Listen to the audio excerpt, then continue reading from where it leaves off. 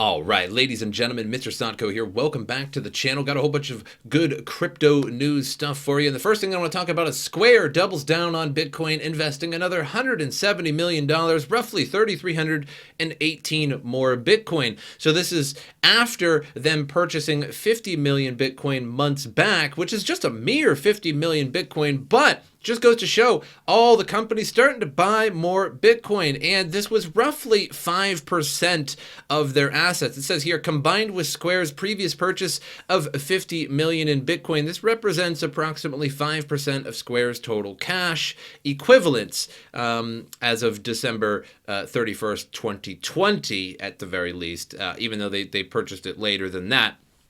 So this makes sense because Tesla did the same thing. 5% of their funds was $1.5 billion.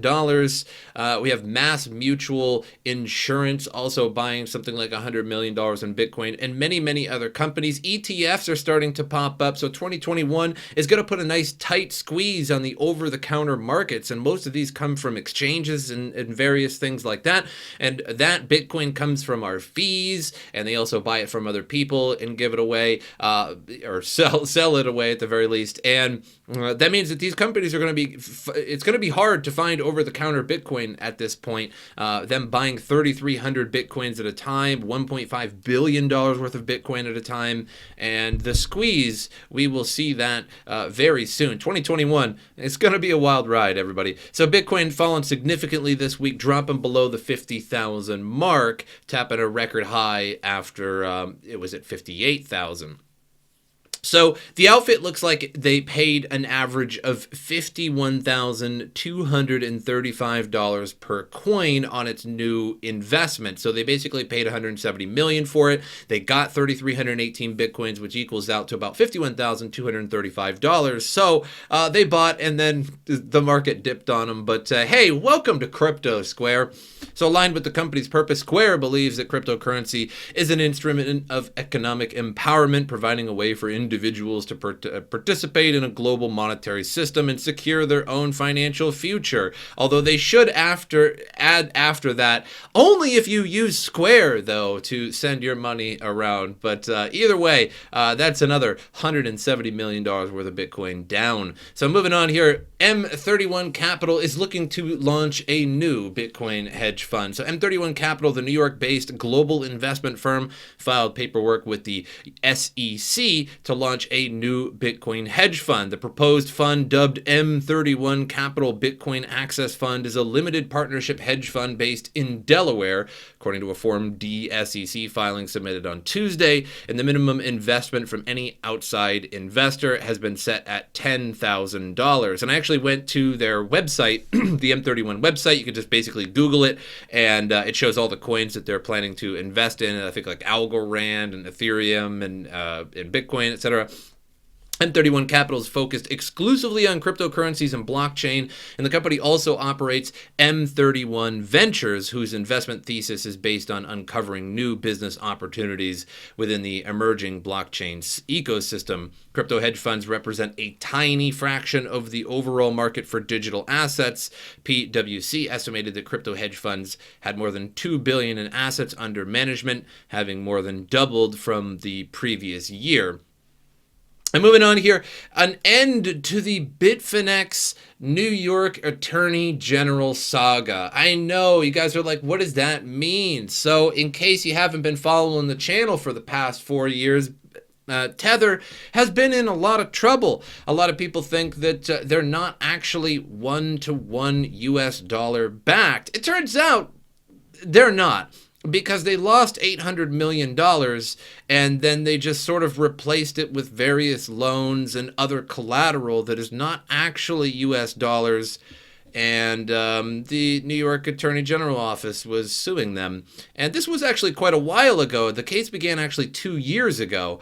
Crypto firms Bitfinex and Tether have settled with the New York Attorney General's office, ending a legal dispute that began in mid-2019. As part of that settlement, Bitfinex and Tether agreed to pay $18.5 million. So in April 2019, the New York Attorney General's office alleged that Bitfinex used Tether's funds to secretly cover up $850 $850 million lost to payment processor Crypto Capital. The lost funds allegedly triggered withdrawal problems for Bitfinex customers in late 2018, which was a huge fiasco.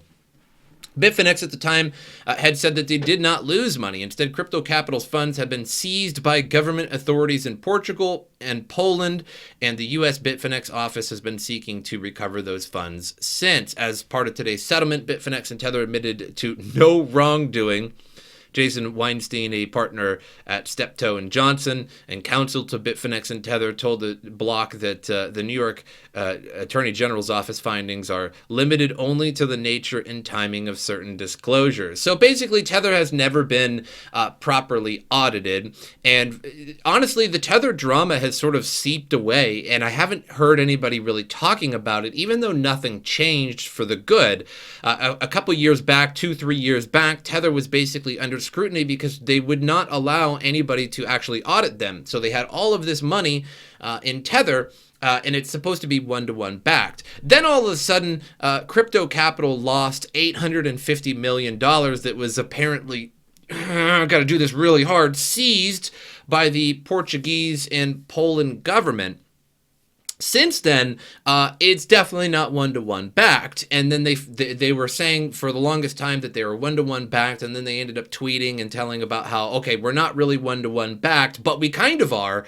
It's like basically if I had $100 and I made $100 in Tether, and then all of a sudden I didn't have $100, but somebody maybe owed me $100, and I say, no, it's fully backed, right? It's a one-to-one backed system. I have $100 in Tether here, but I don't have $100 on me, but somebody says that they owe me $100, so it's backed. So that was basically the problem, is that they had billions of dollars worth of Tether, and they didn't actually have billions worth in U.S. capital or U.S. dollars, which they're supposed to have.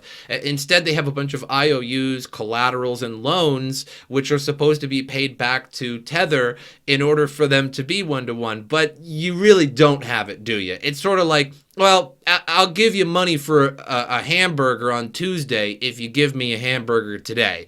You don't have the money, so you ain't getting no hamburger. And that's the saga. So they finally paid $18.5 million to shut up the state of New York. So, hey, it's over, kind of, even though everyone just stopped talking about Tether and how that they're absolutely not backed. But hey, it's not going to be a problem in the future or anything. It's not a problem.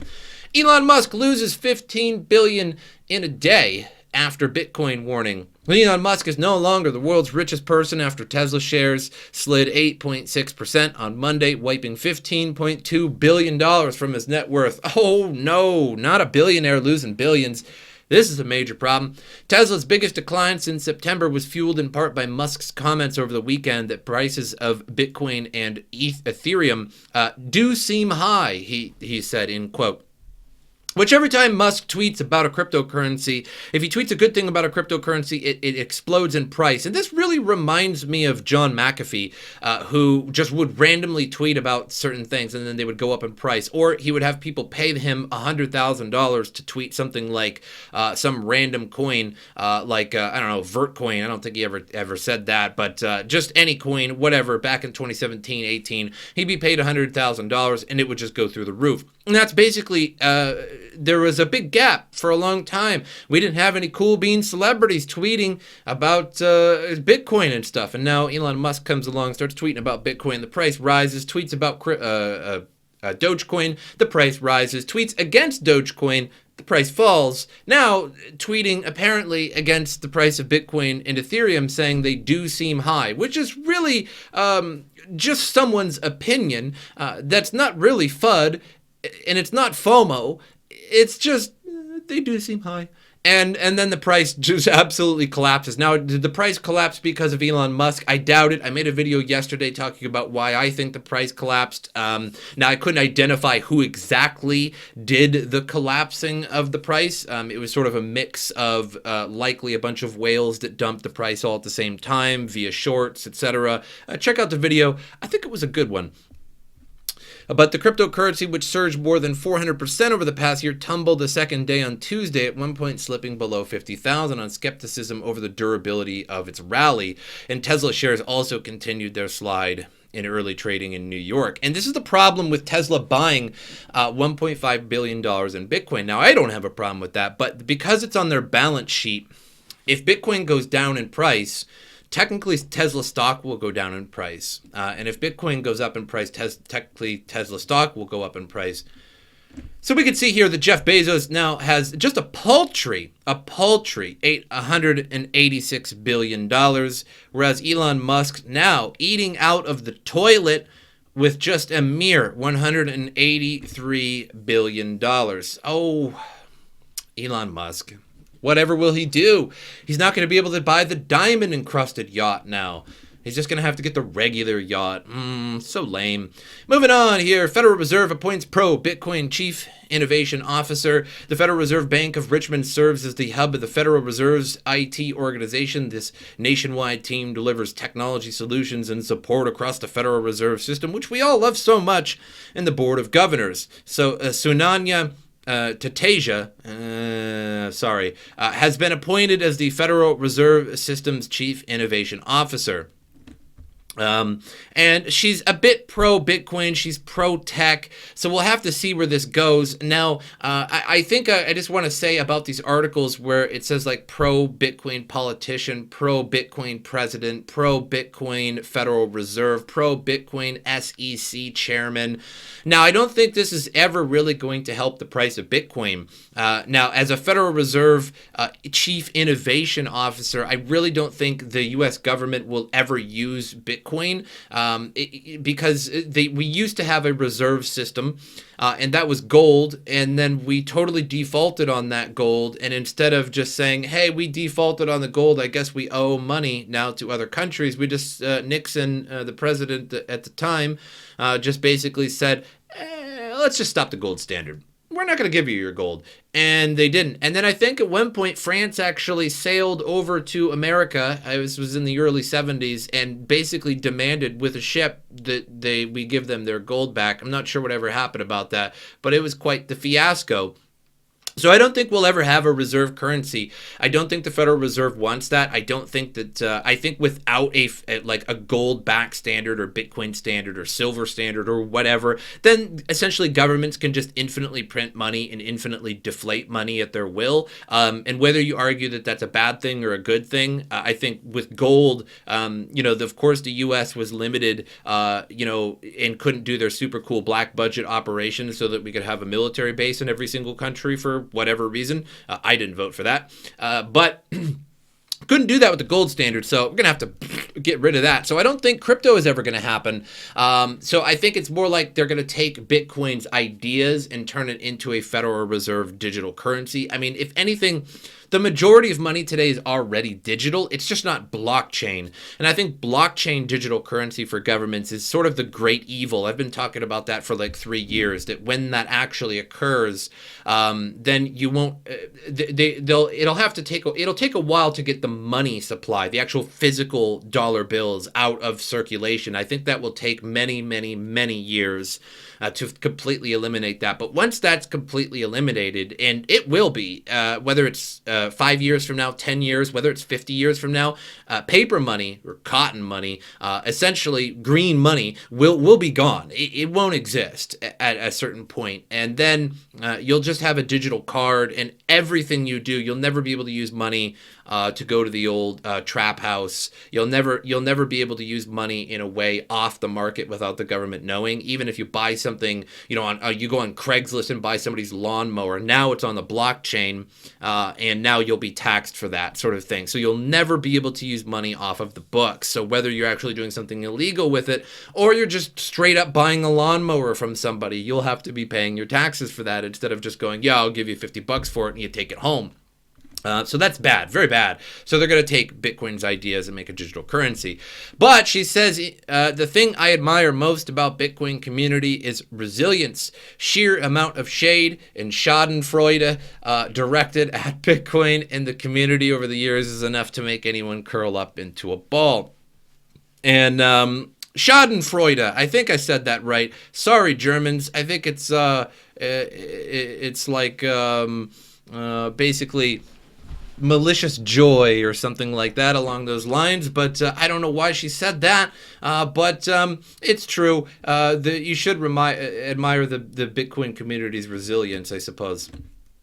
But nothing good is going to come from a digital currency. I promise that. When it comes to a government digital currency, it's worse than it ever was. I mean, we already have digital, but once it's actually on the blockchain, you'll never be able to use cash again.